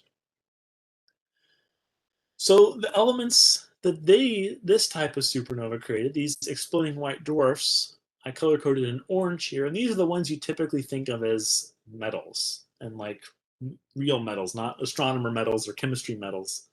Things like copper. Statue of Liberty is made of copper, and this mostly comes, a little over 50% of it comes from this type of supernova. There's also a fun one, is chromium, which makes things shiny, and it predominantly comes from these exploding white dwarfs. But you also have things like iron, cobalt, nickel, zinc, titanium over here as well. So these are the type of things that come from these exploding white dwarfs. But at this point, we're actually done with nuclear fusion.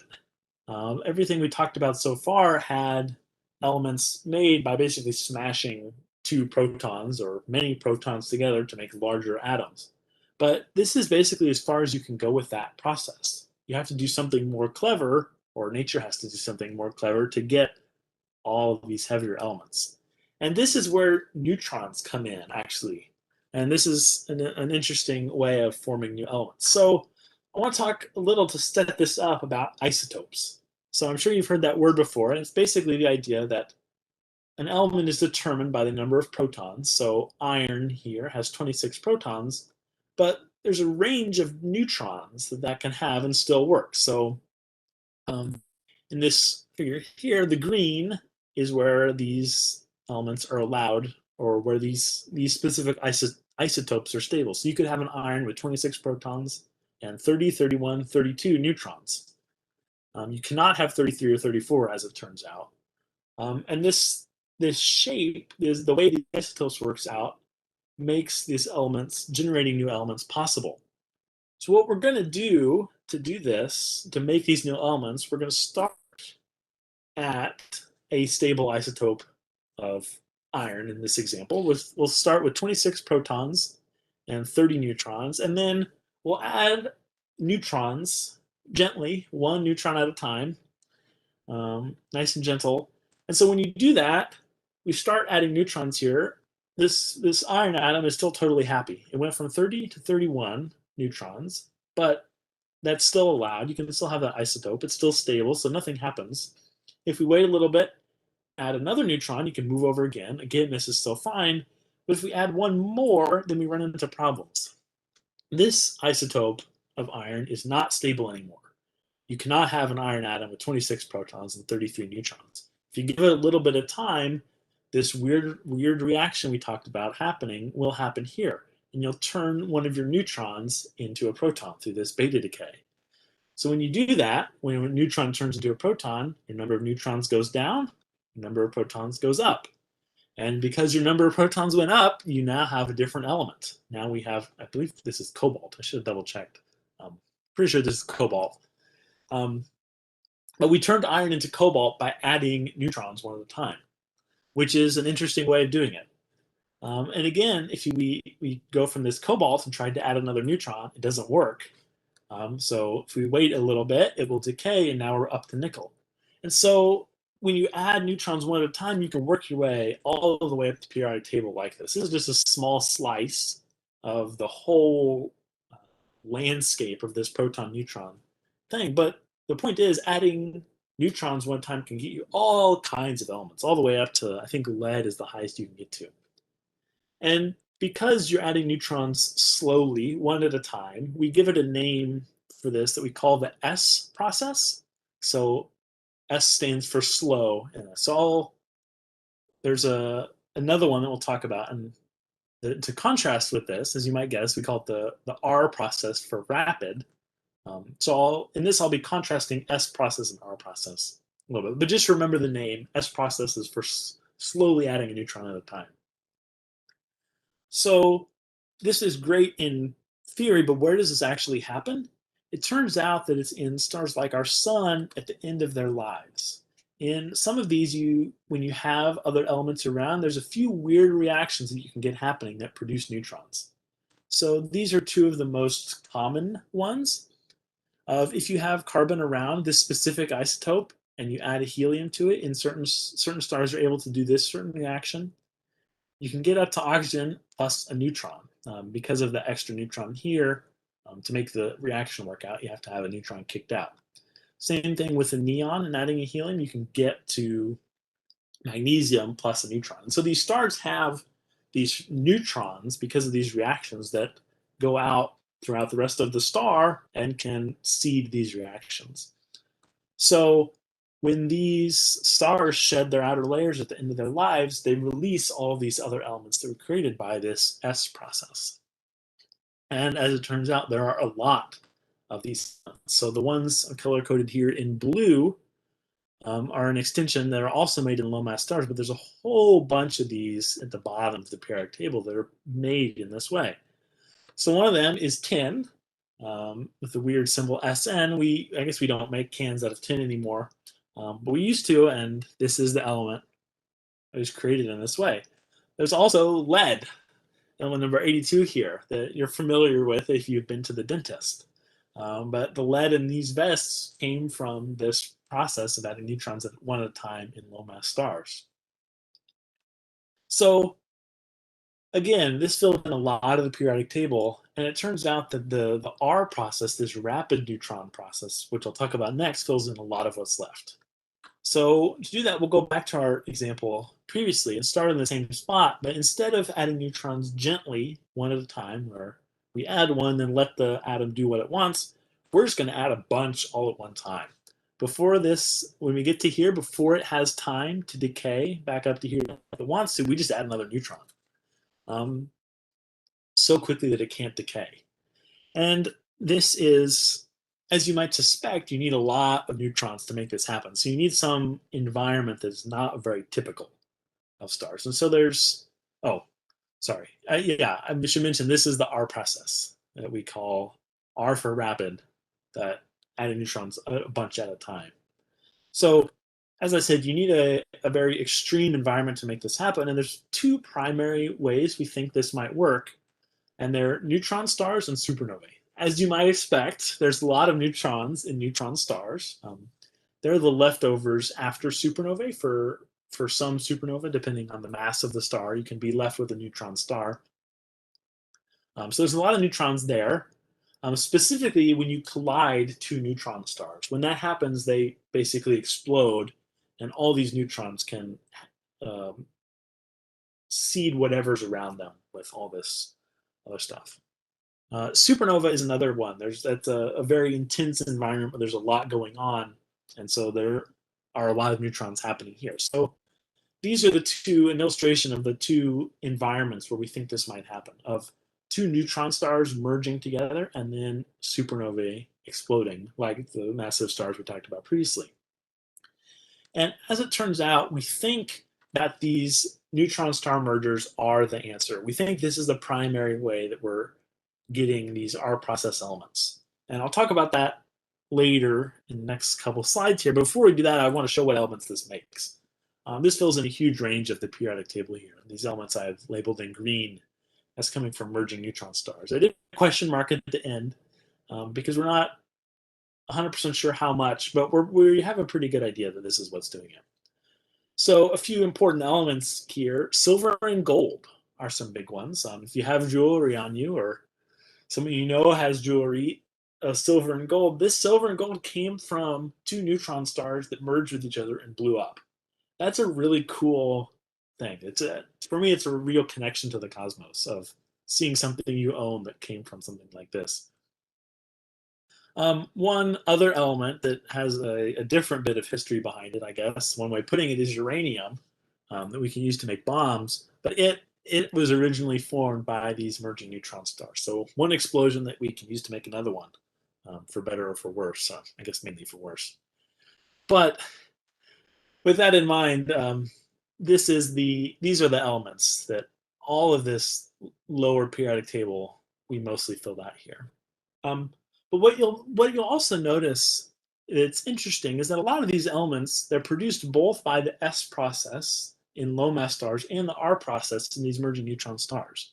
So for example, why does gold here come predominantly from these merging neutron stars while lead predominantly comes from these low mass stars? What is different about gold and lead that makes the S process or R process different?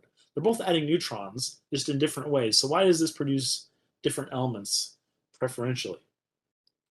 So to answer that question, I'm going to go to a different part of the periodic table here. I'm going to start with, in these elements, range 53 to 56. So these are these elements here, which I'll show here. So this is the same thing we had earlier, number of protons here, going from 53 to 56, with the corresponding number of neutrons that these elements need to stay stable.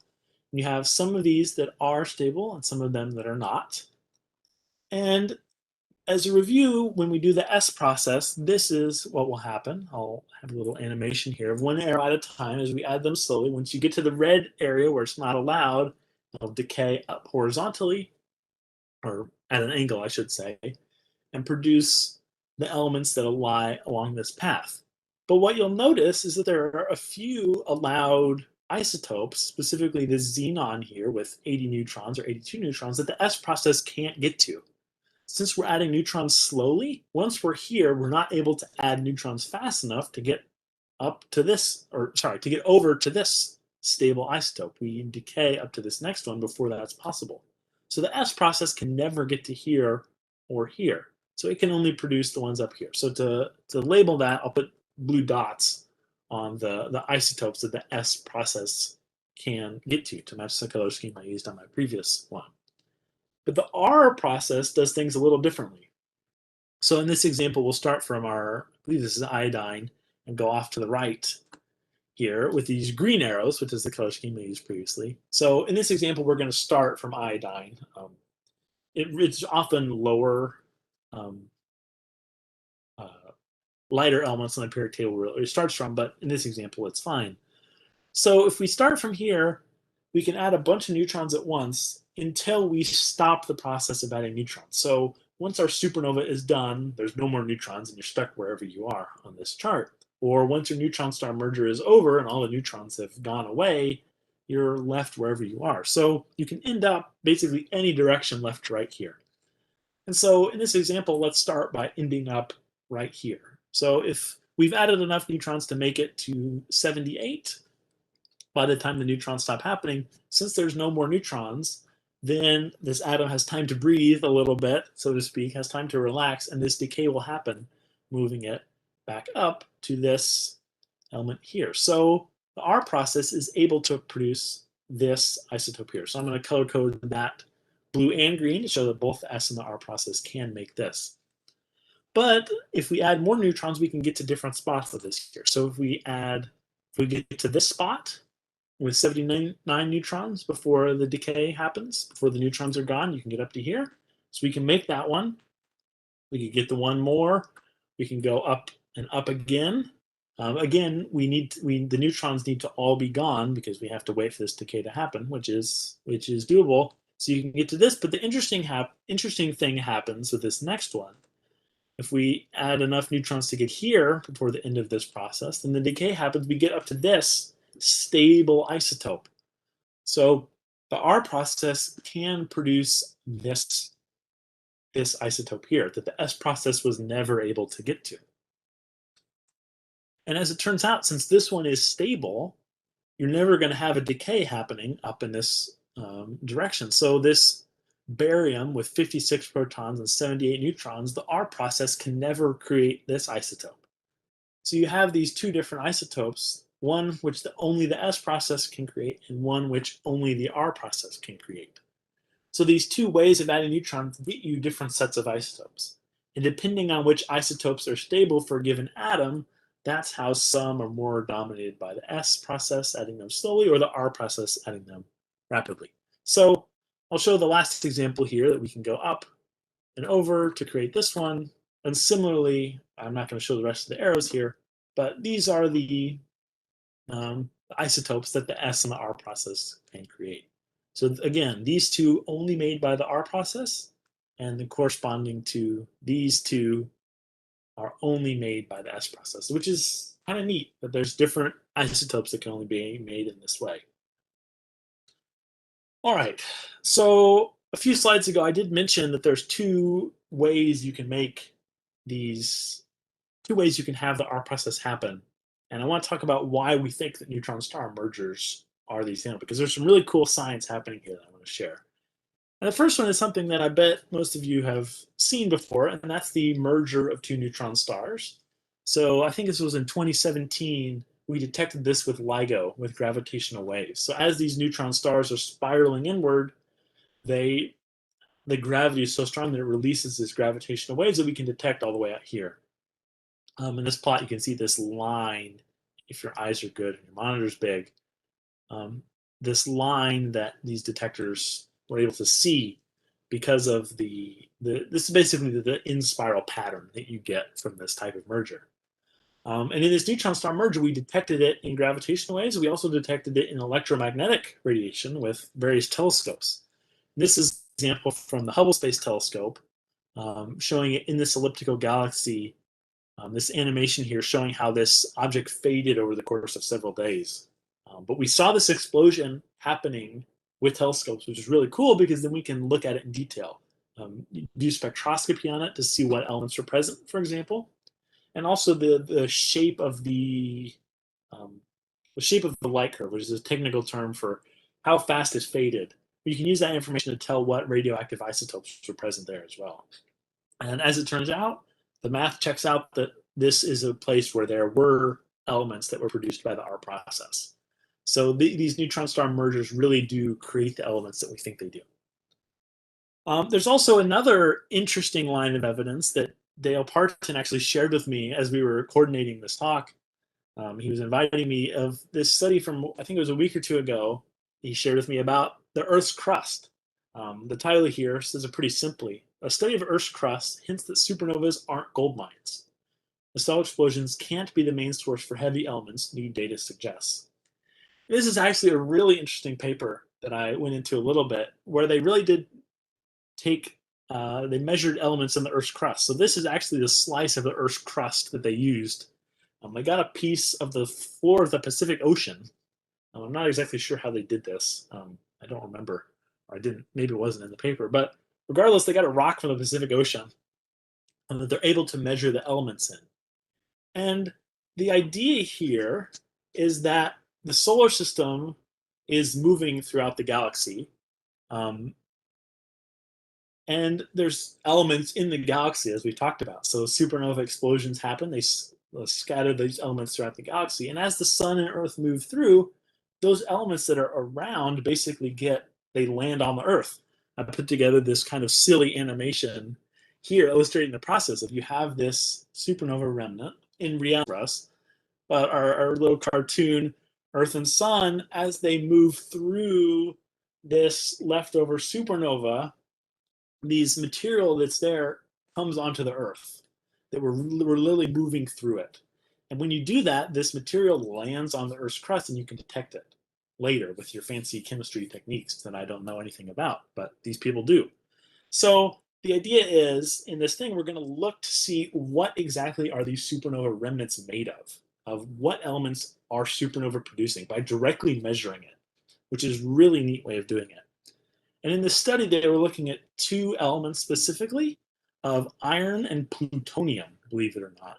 So we go back to our periodic table. Iron is this one here. It's made by two different types of supernova, exploding white dwarfs and then these exploding massive stars.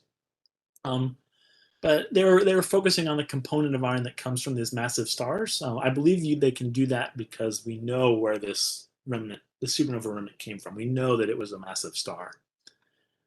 So what the idea is to compare the amount of iron and plutonium. If a supernova was responsible, like it could possibly be for the R process to create a lot of plutonium, then you might expect these to be just similar in amount, or even a better way to put it was you can calculate how much plutonium was made in the supernova directly, and then see if that's enough to correspond to how much is out there in the universe.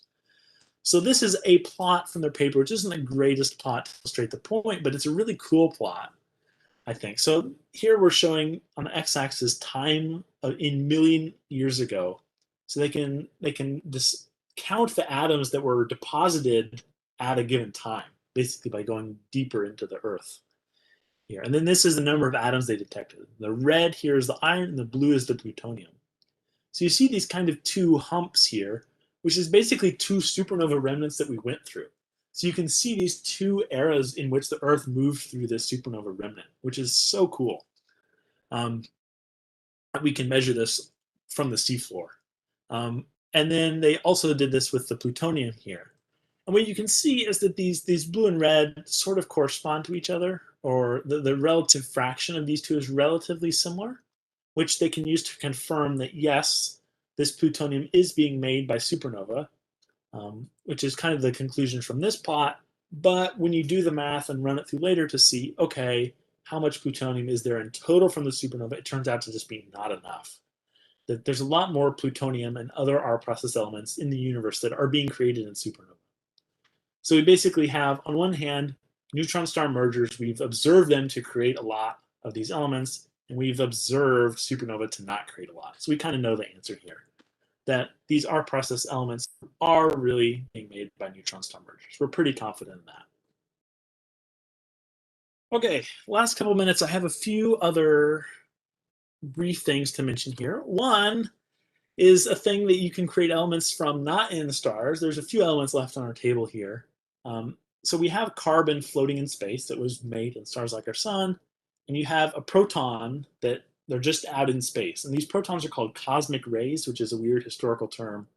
But they move super fast, and they can actually smash into the carbon atom and break it apart in this example and turn it into beryllium. And this is basically the only way you can make beryllium and it be stable.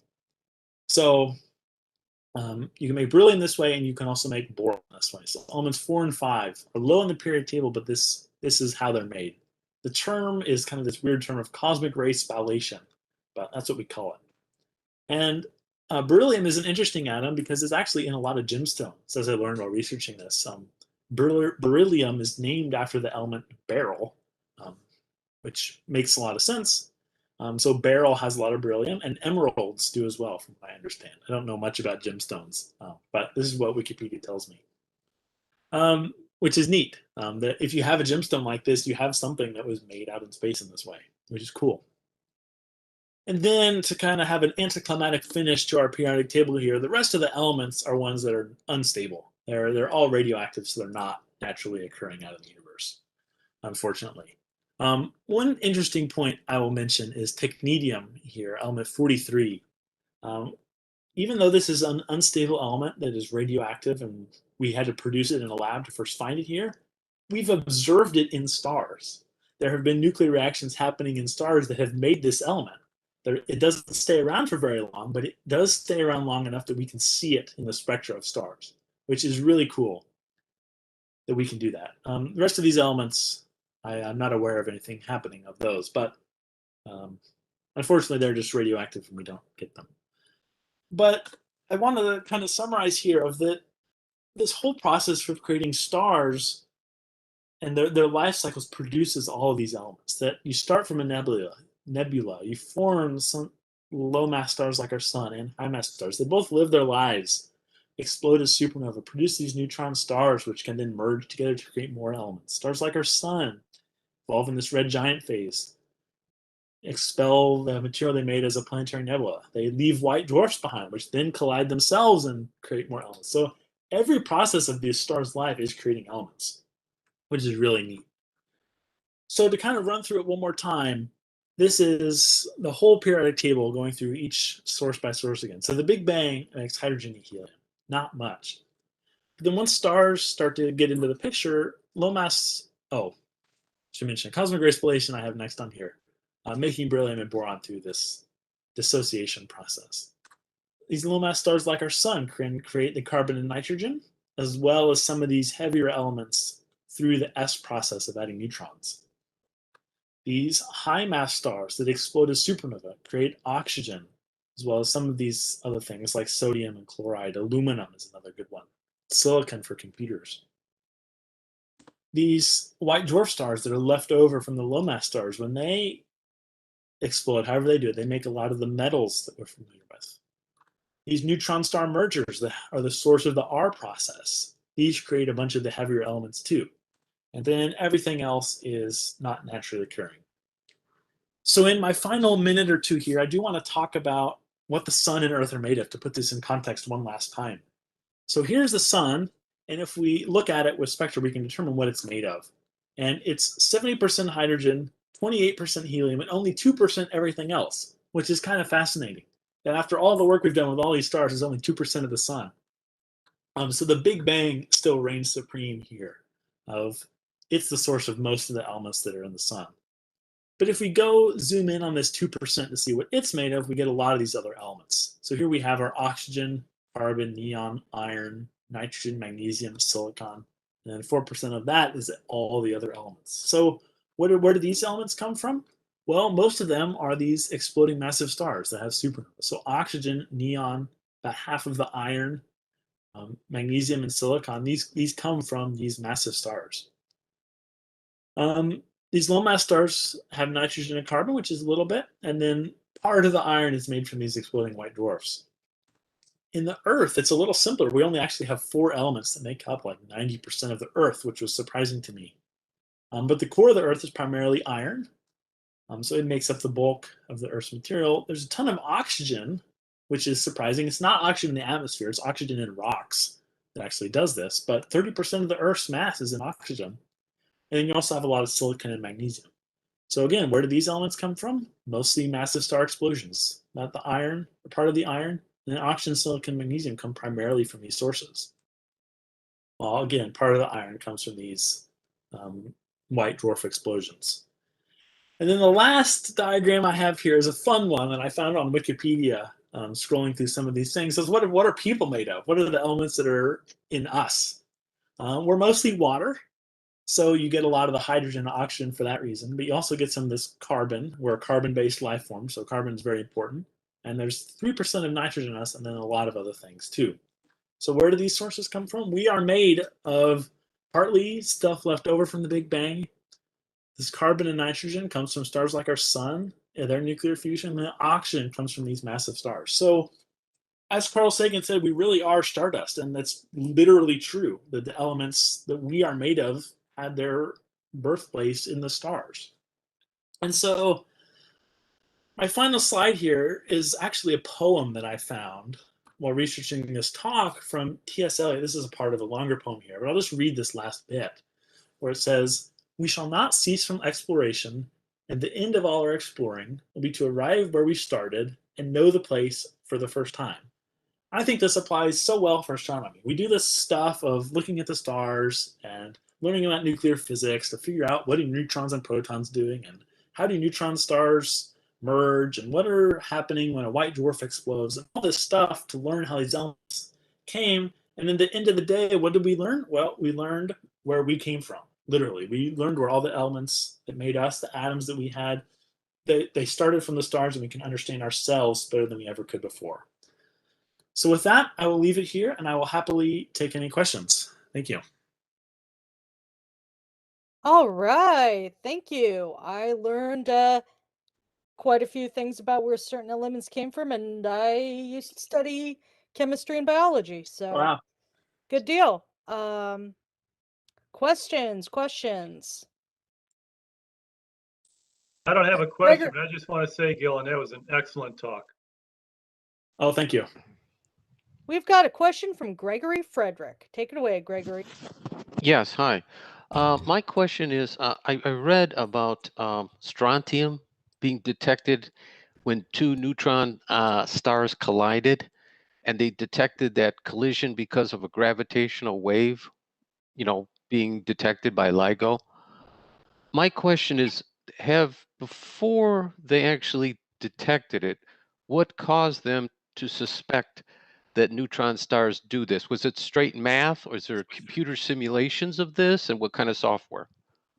Yeah, that's a great question. And that the strontium you mentioned was detected in the object that I showed, actually. So that that animation I had of that object fading is the thing they detected strontium in, which is cool.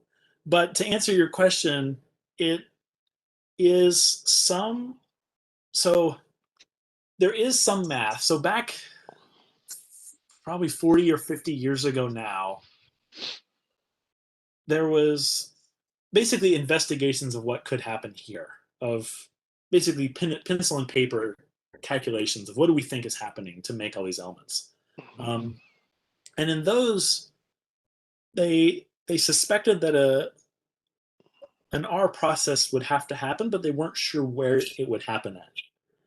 And I'm not sure exactly of the history of over time where we started to think that was possible. But I'm sure it started with analytic calculations of thinking, oh, if this were to happen, you'd have a lot of neutrons and have this would be possible. You can do back of the envelope calculations to say, yes, this is feasible. And then from there, you do computer simulations of these things colliding. You can see what happens.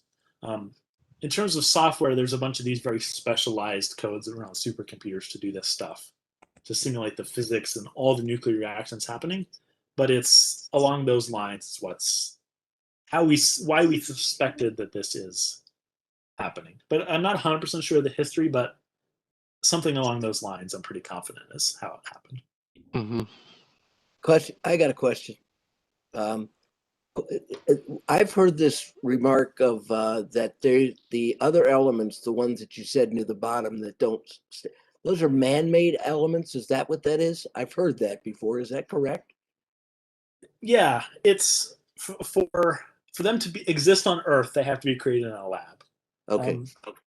So they can be created sometimes. So like the R process can make some of these super heavy ones, but they decay so quickly that they're just not around to make it onto the Earth. So we haven't seen most of those anywhere in space, pretty much. Is that correct? Yes. That's what I wanted to know. Thank you very much. Great speech, Gillen. Really great.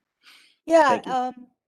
Mark asked, are the heavier elements produced in the explosion itself, or are they produced prior and then distributed by the nova explosion?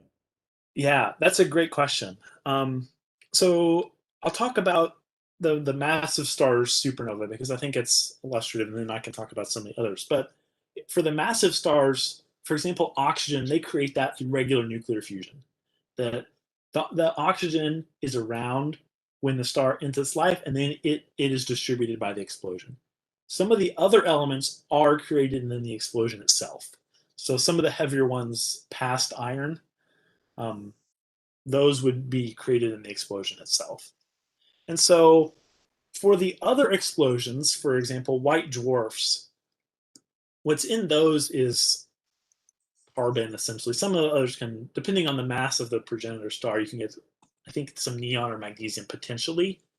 But for those, again, it's still happening in the explosion itself, because you need to get these heavier elements that, or the result is the heavier elements, and those are only produced in the explosion. Same for the neutron star as well. And is that because of all the energy expelled? Force. I guess you've got action and reaction. So in the core, you would have an enormous amount of pressure, right? And then in the other direction, matter being expelled like mad. Yeah, exactly. Okay, thank you. Yeah, very nice. Thank you. Yeah, thanks. Yeah, and that pressure can itself is what creates these elements. Yep. So, yeah. All right, we're at 9:32. Let's take one more question. I have a question. Yes. When the neutron stars collided and then they combined, where do and then you get the rapid process, where do the other elements come from? Yeah, that's a great question. I was thinking of this myself and thinking about this, but I think it really it comes from, I think what happens is there's more of this beta decay where you're turning neutrons into protons again. I think that's what has to be happening. You mean you start with just neutrons and it moves all the way up? Yeah. Okay. Yeah. Wow. Yeah, but in this R process, there's animations of this happening online. If you just go all the way up the periodic table, just entirely neutrons, and then slowly work your way back up to where the real elements live. So, thanks a lot. Great talk. Yeah, thanks. Fabulous way to demystify the periodic table, and I definitely found some talking points to incorporate when we start doing outreach again. Awesome. All right. Well, thank you so much. And if that's it, said we can't go to the Coney, but here we are. So everybody have a good night. We'll see you at Cranbrook or at the virtual discussion group / astrophotography get together this Saturday. See you guys. We seem to be getting close to the point where we could go to the Coney, but probably a dicey topic right now. I'm not driving an hour and 15 minutes at 9:30 at night to go to the Coney. I've driven 3 hours and Gillen, 40. I'm sorry, before we end the YouTube stream, we could... Hey, Gillen, are you still there? Jonathan has a question for you. Yes, I'm still here. We had a question that I didn't see from the YouTube stream. Do we know when Earth passed through supernova remnants, and do they line up with any mass extinctions? Ooh. That's a good question. I don't know. So in the data I showed, that was within the last 10 million years. Trying to think, when were the mass extinctions? I think it was a lot longer ago than 10 million years. So I don't think those correspond. Well, we're in the middle of the sixth mass extinction right now. So. Well, yes. Yeah, I don't really know the answer to that question. Yeah, it's a good one. Thank you. That's possibly a good observation. It depends on what happens in the next year. Who knows? Kevin, is the link I just posted in the chat the exact YouTube video you were referring to about the UFOs we thought you mentioned we should see? Yeah, that's the ones. It was on 60 Minutes, but there's a whole bunch of them. Is that the one that Kevin mentioned that he thought would counteract some of the 60 Minutes stuff? I think that's it. Yeah, it might have. I'm not sure. No, because that was produced before the 60 Minute thing was produced. So no, that's not correct. The 60 Minutes thing was this last weekend. That was produced over the last week and a half. So I think that the one he's talking about is earlier. Okay, but this is the guy, Anton Petrov. Yeah, he's good. He really is. Okay, excellent. Okay. Yeah, I swear, I gotta ask about UFOs at the hair salon. I know I don't believe that there's any UFOs, like most of you don't as well. But this thing was really compelling. It's really something you can do. And I know you can find CBS All Access, which will give you any of those things, any of those shows. It's worth it. It's about 10 minutes. It's kind of cool. So Ken, there Yes. are lots of UFOs. They are Yeah, I know. unidentified flying objects. It doesn't. Exactly. Yeah, I agree. You're right. Right on, Alan. That's right. A lot of things I can't identify in space. That's right. That's right. Truly My true. favorite astronomical UFO sighting that I ever heard about, and I think it was I think I heard about it at the Great Lakes Stargaze, was somebody, I think somebody we know, I don't remember who, was observing, and they saw this hazy triangle of flickering light in their field of view, and they kept tracking it, and it kept getting, and it was moving at a very fast rate over the background stars, and it was just very strange. And as it got, like, it seemed to get bigger and bigger, and then he started hearing honk, honk, honk from the geese who were flying in a V shape over him. So, That's funny. I had a similar experience. I live pretty close to Lake St. Clair, and I was out with binoculars one night, and I was like, "What what on earth was that?" And then I heard the honks. They fly at night, like in the middle of the night. Yeah, They're like yeah, out they do. cruising, and they're up really high too. Yep. I've had geese fly right over me, and I was trying to image something else. So I threw that camera in the water because that would have been a really cool dark shot. Wow. Yeah, I get mad when I miss the shot. I have to work on that. It gets expensive. Yeah. All right. Well, good night, everybody. It was great. Night all. Have a great Good night. Have a great Night. couple of days. We'll see you at the next event. Cool. Yep.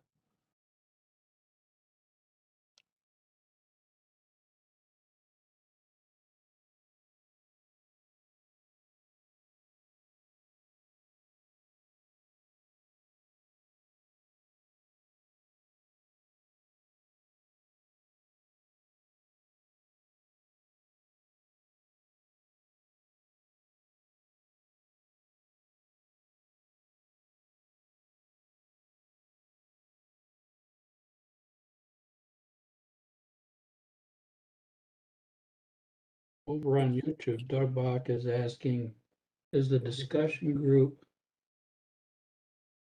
Oh, Yep. you've I answered. replied to him. Yeah.